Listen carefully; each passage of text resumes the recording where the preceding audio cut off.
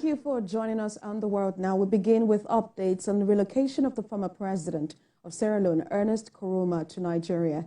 But there are indications that the allegations of treason against the former president could have serious implications on the political and civil landscape of the country. We have details in this report. There are divergent views and reactions about the current political situation in Sierra Leone. Dr. Imam, an international relations professor, explains that it is within the rights and international protocols of a political leader to seek asylum anywhere in the world. They expressed concern over Sierra Leone's authorities' rejection of the offer by ECOWAS Commission to temporarily relocate President Koroma to Nigeria, saying it could unnecessarily heat up the polity. The implication would be very serious. What is happening there could implode and explode, and then take Sierra Leone back to its.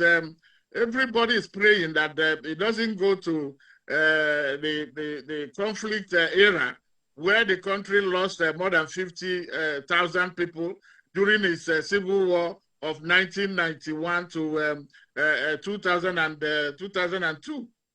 And of course, also creating antagonism between itself and the international regimes. This is not just an ECOWAS crisis. This is an AU crisis that, if not handled with care, could snowball into having an international dimension. So therefore, I do not see, there isn't, as a matter of fact, any existing law, whether international or, and I believe so, even domestic within Sierra Leone, that the former leader should not be given asylum regardless of the trial that he's about to face. They also suggest that ECOWAS intensifies the use of diplomacy. ECOWAS must invoke some of its instruments, which allows it some degree of liberty to be able to incur into the situation, to be able to speak to the leadership of Sierra Leone to come to an understanding, to have a reasoning,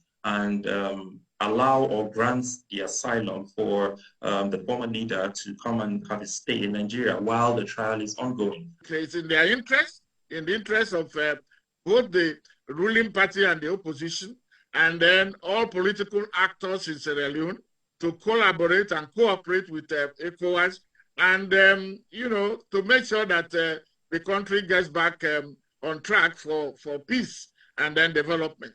Issues such as this emphasizes the fundamental role leaders play in ensuring political stability and the need for ECOWAS to strengthen its instruments to be able to wield the necessary influence in the region.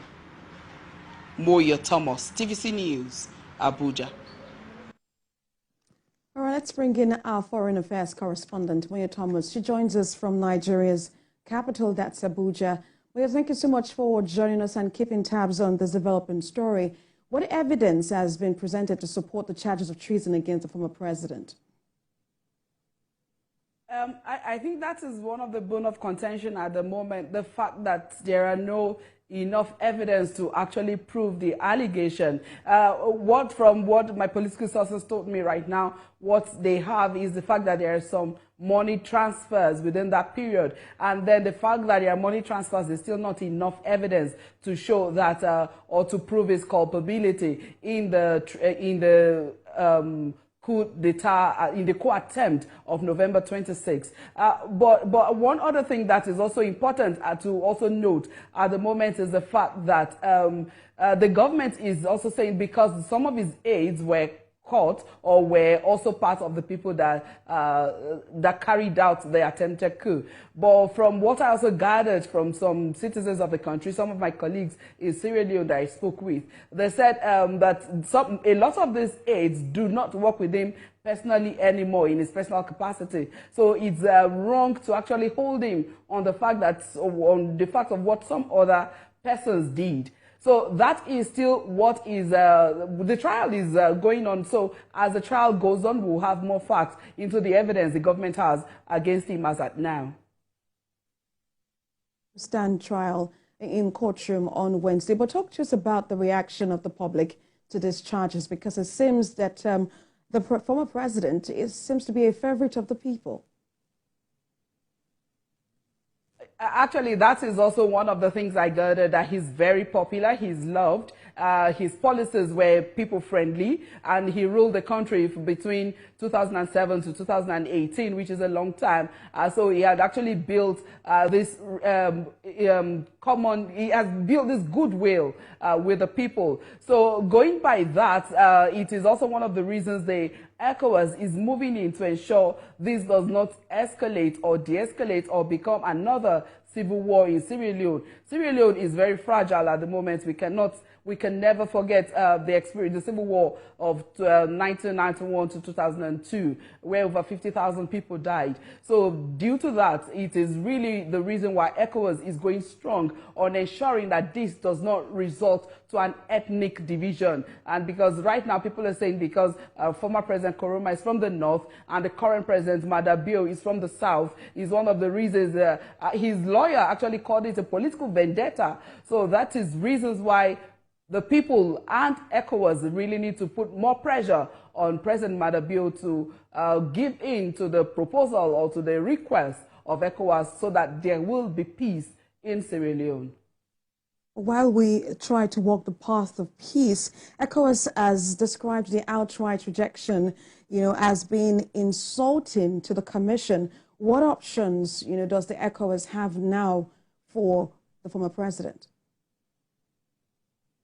So we are also still hoping that diplomacy and all the instruments of ECOWAS is the only thing ECOWAS will rely on to get this action done, relocating him temporarily to Nigeria. And for now, we have not, as journalists, we're yet to get the next line of action from ECOWAS. So we're waiting on them to let us know what the next line of action. But from what the experts have said, it is time for ECOWAS to actually strengthen its instrument so that it could do what it needs to do across the region in situations like this.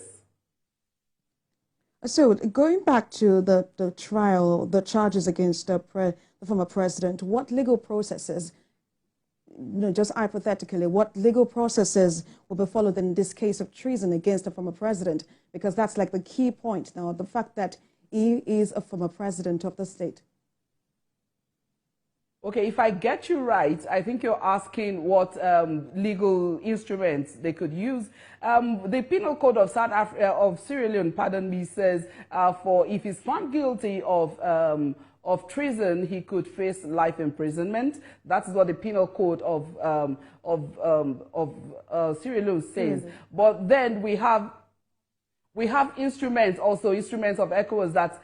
Not just ECOWAS, even the United Nations, that allows him, even while standing trial, to also seek asylum in any country of his choice. This is not the first time we have seen such. It happens to Charles Taylor, and then that brought peace to Liberia, and some other countries too have done that, and Nigeria is usually their choice of country to be hosted while the issues take a natural dimension in being resolved. So right now he has a right to actually seek asylum in Nigeria, and the government of Sierra Leone needs to respect that right and let him since he has agreed, he has considered to come into Nigeria, they need to give him that to allow him have that while the trial is on. When there's need to repatriate him back to Sierra Leone to face trial, then that could be another discussion to be held at that time.